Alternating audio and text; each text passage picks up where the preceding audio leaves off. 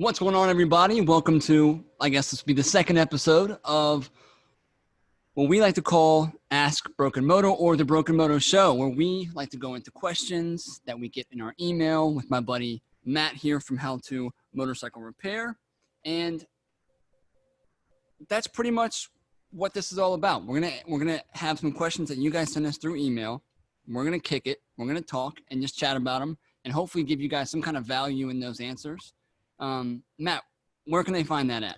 Yeah, so the email is askbrokenmoto@gmail.com.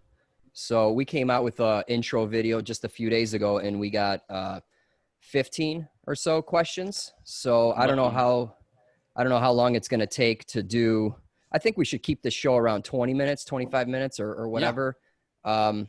Love to hear your feedback, guys, on the time. For sure. How lengthy these should be. But, you know, we'll just try to get through as many as possible in 20, 25 minutes. And then just save the rest of the questions for later, future episodes. Yeah. Yeah. We're still trying to nail down the frequency, and how much we can get done. Cause we obviously we are in two different time zones, and he has a big family and I have a dog. So you know how busy that can be. Yeah. But, we'll jump right into it right now. So the first question, we're going to try to go up from the bottom. Let's do a little intro first. Why don't you introduce yourself? Because we're cross promoting this. So let's.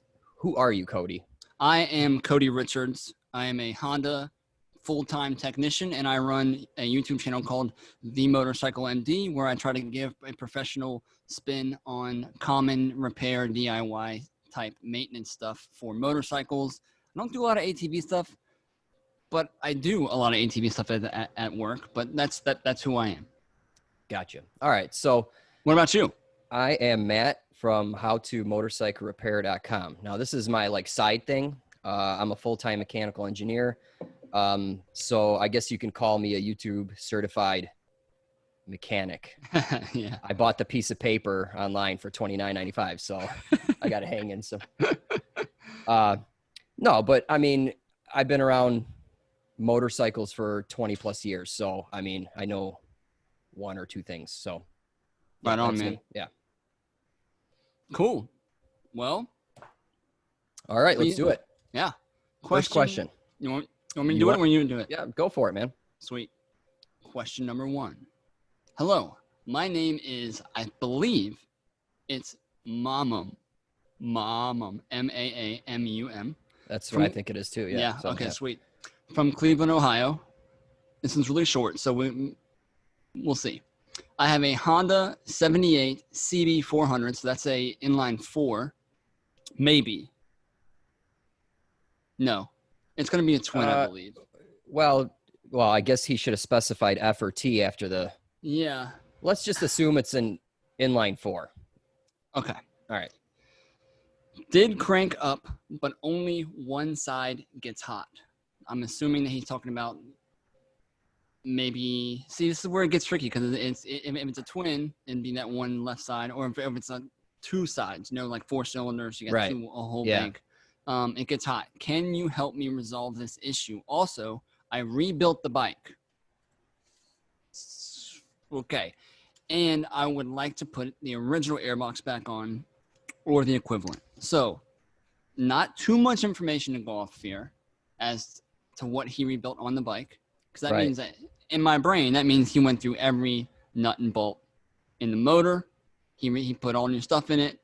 Frame up repair, which tells me that he should know a little bit about some of the lingo that we can tell him of what could be wrong. Or he could just be saying, I rebuilt, the carburetors. Right. What do you think, man? All right. So, first off, I mean, well, there's not enough here to answer the question, but okay, if this thing came in here, here's what I would do. I would bust out my compression gauge. Yeah. And see what the cylinders pressurized to. Okay. Yep. So this motor should have 140 to 170 PSI fresh, right? Brand new. I would be looking to see at least 120, pretty even across all cylinders. And then if it has good compression, great, I move on. If not, I would do a leak down test to see where the air is going and then determine, well, what needs to be rebuilt, right? Right. So that's the first thing you need for an engine to run. The second thing is spark and at the right time. Correct. Right? So this thing has points. So I would be gapping the points, doing the timing to iron that out. And then the third thing is fuel and air.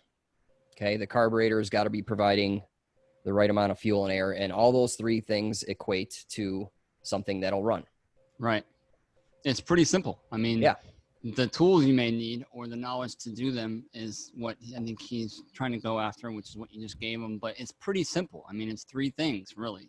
Four things if you include the timing of the spark, right? Sure. But yeah, I would even try. I mean, if I pulled it onto my bay, I would probably hit it with starter fluid right off the bat. Yeah. Because I'm just trying to figure out what the heck's going on. Sure. And starter fluid is great because it can tell you a number of things in about 15 to 20 seconds. Yeah. Right. You know, you spray it into the air box while you're turning it over, give it a little bit of throttle so the butterfly is opened up and it can kind of suck that stuff in there. And if it fires, I mean, and you're saying that it's not getting hot on one side, you can literally put your hand on that header because it's going to be cold. Yeah. Fire it up and see if it gets warmer, or if you feel like two cylinders start firing, all of a sudden one cuts out and then boom, the whole bike shuts down. Right. You know, that's going to tell you that you have compression, that you have some type of compression, you have ignition, you have spark at that cylinder, but you probably don't have gas. Sure. You know, because that's all we're doing. We're just ramming a very flammable gas into its mouth. Yeah. And then, okay, so let's address his issue of hot on one side. You know, what I like to do is, I mean, obviously it's going to be clear which pipe is cold or whatever, but what I like to do is take a water bottle, spray a water bottle and mist the pipes. The water should instantly sizzle off. Yeah. Because the pipes get up to like 300-400 degrees. Yep. If you want to get fancier, I use an IR gun. They're like $15 and I don't know. It's a fancier tool, I guess, right? No, I mean, they're really nice to have when the headers are buried underneath fairings and that kind of stuff. But definitely for like inline four stuff, it's really nice to be able to like and just spray some water on it. Yeah, or I mean, if it's a really nice bike, I don't want to be spraying it with water. I mean, if it's you know, so that it's always nice to have that tool. Agreed. Yeah. I'd say that's a lot of information to take in. Let's move on to the next. Okay, sounds good. Yeah. Well, hold on. We got some videos that will help this guy. Let's share those. So I have a compression video that turns into a leak down test. I built my own leak down tester, and then I think I do a before and after on a CB 550 engine. So I go through all that. We'll post that in the links below. Yeah. So, you know, maybe my mom can get back to us on a follow-up or something. Yeah, like maybe in the description what we'll do is like we'll label each of our link. If we have a link for you or a cool tool that we discussed, we'll kind of categorize them by just the order we went in with the question, you know, like question one, and we'll just put our links in there for them so they can just go right to it. I think that might be helpful. I have a points system checking, getting it all set in on a CB750, the single overhead cam. If that's a twin or inline four, I don't know, but the basics of it's all there. It's a really long video, robust, of tons of stuff, but I do have a video on that, so I'll link that down there as well. Gotcha. Now the twin point system runs off the camera, correct? Yes. Okay. And then like the inline fours run off the crank. But if it's like because Honda did like 12 different CB, CM twins in the 70s, like late 70s, early 80s. They had like the CM 400 twin or T, the CB 450 T, the CB 400 TS, the T2, the T. You know, it was like a trial and error period for the twin model. So some of those will be not points; they'll be something completely different. So it's kind of hard, you know. More information, guys. Give us as much information as you can. In 78, it was all points, right? Was there any CDI back then? I thought that appeared in the 80s. I don't know. No, because there was a on the GL, which one? GL 1100. They had no, GL 1200, they had electronic fuel. No, that's like 89. I'd have to check it. You Okay. might be right, Well, but I'm almost positive that they had a CDI on a 78 or a 79. Okay. Gotcha. Okay. Good to know. Yeah. It might be nice if we had like, we could like, and like pull it up real quick on Google. But Yeah. Yeah. You know what? For all these questions, I didn't look into any service manuals or parts diagrams. I am just, we're going from the hip. I'm winging it, dude. Yeah. So, okay. Yeah. Cool. All right. Let me read off number 2. Are we ready for it? Let's do All it. right. All right. Greetings from Poland. My name is Rafał, and I am the proud owner of a Honda VT 750 1985. The issue is, after a complex renovation of the upper part of the engine, strange behavior of my Honda during soft acceleration on 5th and 6th gear. Problem doesn't exist 1 to 4 gear, or 1st through 4th. For 1, sometimes 2 seconds after shifting from 4th to 5th and also 5th to 6th gear.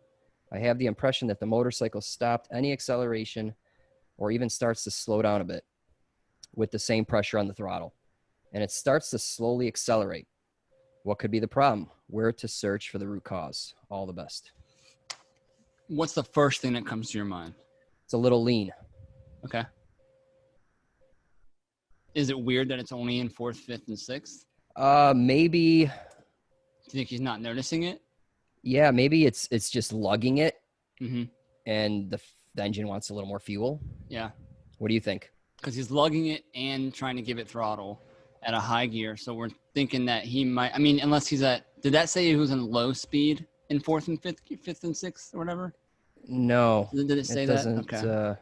Because when I think, which is a problem that I have, which isn't correct, but when I think of 5th and 6th, I'm thinking that you're cruising, you know, you're going 45, 50 even, which may not always be true. My first thought, because it was throttle input and high gear, was a potential for clutch.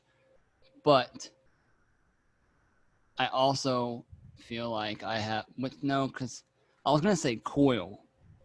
Okay. Because coils can do really funny stuff when they're lugged on and they're in a high gear. All right. But so what would the clutch do? What's your theory on that? It would. Okay. Yeah, like some parts slipping. But the thing is that it comes back on. If it slips, your RPMs would shoot up a little bit, right? Correct. Or you would not go any faster, which is what it sounded like he said. Yeah. And the motorcycle stopped accelerating and even starts to slow down. Sure. Yeah. Okay. So that was the first thing. But I don't think that way anymore. Because, I mean, that's such a small gap of time. Yeah. For it to be very soft. Because he says literally soft throttle. So, I mean, So this is the, I worked on one of these, and I found that this is true for all bikes in the 80s. They're freaking lean from the factory. yeah. I mean, you can wing out the fuel screw 4 turns and it wants more, Yeah. and I actually worked on one of these, and the carbs were clean, no vacuum leaks, and I had it put together, and it was like 3.5 out on the screws, and it was lean. And then later, I believe he came back, and I'm like, let's try bumping the pilots up. I put in 2 sizes larger on the pilots and shimmed the needle. Mm. The screws fell in at 3 turns, and man, the thing ran. It was crazy more powerful. Yeah. I mean, I don't know if that's the issue here, but one thing he can do is turn the choke partially on. Yeah. And then see what happens. Does it get better? Does it get worse? Nothing. I mean, if it gets better, then it kind of tells you it's lean, right? Right. Yeah, and you have to kind of really pay attention when you're doing that, because you're trying to get to the spot where you know it's going to fail, and you're just going to bring on the choke in different sections of how much you're giving it, or it's likely like an enrichener, but you're going to bring that on. Yeah. And then you're really going to pay attention to see if it just goes whoop and then starts to pick up and go, or if it gets worse. Right. Now, on this model, I believe it's cable operated, and it's a lever on the left side. Sweet. It's So it's not like the 2 plunger looking. No, it's an enrichener, but I'm saying Okay. it's cable driven, and there's Got a it. lever. Got it. So it's safe to do while you're riding as well. Yep, absolutely. It's not a cable down by your foot. So, Yeah, absolutely. give it a go, man. I mean, unless you got any other ideas or. What I was gonna say was because back in the 80s, they had really funky when they would split the ignition systems up. Okay. They'd have like a spark timing ECU, and then they have like an ignition timing ECU, and they're really funky. You can actually swap them with a lot of different years. I've seen those go bad. I just replaced 2 of them on an 85, like a VF 700 or 500.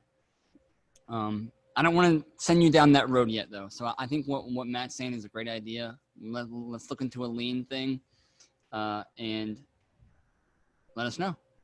Yeah, and I should also mention, obviously, he rebuilt the engine, so he took everything apart. Correct. So go back and double check all your boot clamps, check for vacuum leaks, spray carb clean all over the boots, and see if you grounds. Yeah, grounds for ignition. Yeah. So, I mean, just double check everything, because I don't think you mentioned, is this a new problem after the rebuild? So that would question, I don't know if it states that, but yeah, it says after the rebuild. So okay.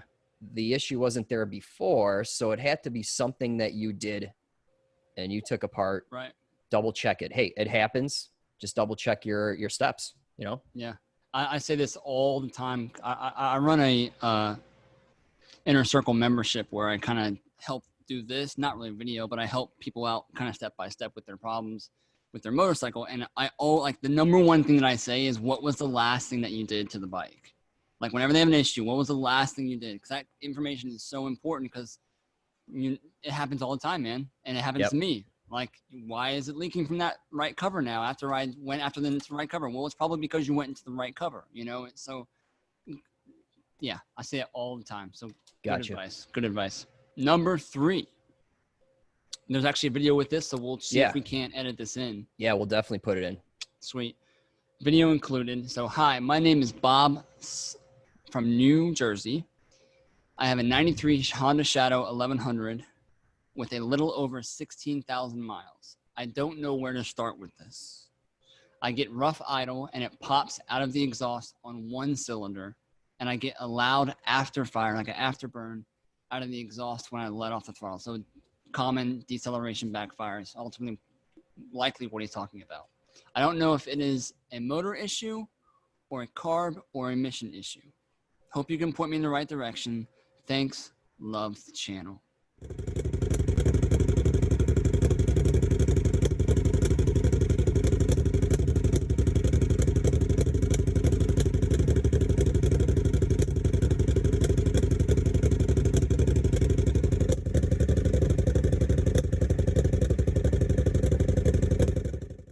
So I have a very good video on this for deceleration backfire. I have one for tuning the carb after new exhaust, and it's all pertaining to deceleration backfire, because whenever someone does something to their bike, pipes, air filter, that kind of stuff, it leans it out. Yep. Oftentimes, especially on a 93 bike, the bike has sat up at some point. If the carbs haven't been gone through in a long time, or it's been old gas, or you're just pulling it out, you just bought it, chances are carbs usually don't get richer over time. They get leaner over time because of the situations that they are put in with gas. So first, right off the hip, I'm going to say that you're running into some kind of lean situation. And I think I actually saw the video. I don't know if you saw it yet. No, Matt. I did. Yeah. I may be crazy, but I swear that exhaust looked like it was about to fall off of how much it was vibrating. Yeah, it was moving around quite a bit. It was like shaking. And I'm like, I've never seen that exhaust shake. So I would also check your header pipes to make sure that they're not going to fall off. So you said lean, which, I wrote that down as a note. I also wrote down exhaust leak. Because if you have an exhaust leak, air gets introduced and may ignite any raw fuel. I mean, so check exhaust leaks. I was thinking lean, because maybe this thing has been, I mean, I don't care how good you take care of your bike. At some point, you're going to have to clean your carbs. It's just, it's going to happen. Just when, okay? So there's probably a very thin film of varnish on the pilot jets, and boom, you have an issue like this. That's all it takes. So apply a little bit of choke and see what happens. If it gets better, then it's lean, and there's nothing you can do but pull the carbs off and clean them, and you'll be good as new. If you can apply choke to a bike that's been warmed up for about 5-10 minutes, and you apply choke to it and it runs better, you have an issue. Right. More often than not, enrichment valves add too much, and it usually makes the bike kind of limp on one leg, but not when it's cold. Different story. Right. Yeah, so I actually have a 750 carb rebuild video that would apply to Bob here. Do you have a rebuild video on this bike? I do. Okay. We both do. I actually have the 1100 carb video as well in my twin carb series, and you have one as well. Yeah. So by Cody's video, it'll probably walk you through it step by step, and it'll probably go away the issue for sure. Yeah. Totes. Yeah, that works. That's all I got for him. I think it's lean. Yeah, absolutely. Straight out of the gate. Yeah. Cool, so man. Yeah, so that's freaking 20 minutes right there. 3 questions. Man, we talk too much. So cool, guys. So that's it. 25 minutes. Who knew we could blast through it that fast? We talk a lot. So hopefully that was helpful for you guys. We're going to start doing this on some kind of schedule. We'll try to get through as many videos as we can if we can keep our mouths shut to keep moving forward. And we just really hope you guys find this. We hope you guys find this valuable. If you haven't already, be sure to subscribe to my YouTube channel, The Motorcycle MD. I also have an Instagram at The Motorcycle MD. And I have a mailing list where you'll get notifications on new videos that come out, like this one and other ones that I put on my channel as well. All right, so that email is askbrokenmoto@gmail.com. Yep. Give the year, make, and model, and be very descriptive on what the issue is. And pictures are a plus. Man, I mean, just some of the pictures we got, I was like, oh, I see this, I see that. Yep. And it wasn't in the description. A video is also nice too, because we can stitch that in here. Yeah. But yeah, go ahead and submit your questions, and those will be answered in future episodes. Yeah. And mileage is key too. Put mileage in there, and just as much information that you can give about, like, if you're going to ask us a question about carburetors, let us know what else is on the bike. Because all I'm going to picture is a stock bike, which means that there are only certain things that should be wrong. We need to know if you put the highfalutin triple phase tri-flex spark plugs in there, and if you did a hypercharger airbox and all this different stuff, we need to know. More information, the better. That's right. Anything you got to plug, man? Yeah, just check out my site at howtomotorcyclerepair.com. Make sure you subscribe, and I think that's it. Boom. See you guys next time. See you next time. Thanks.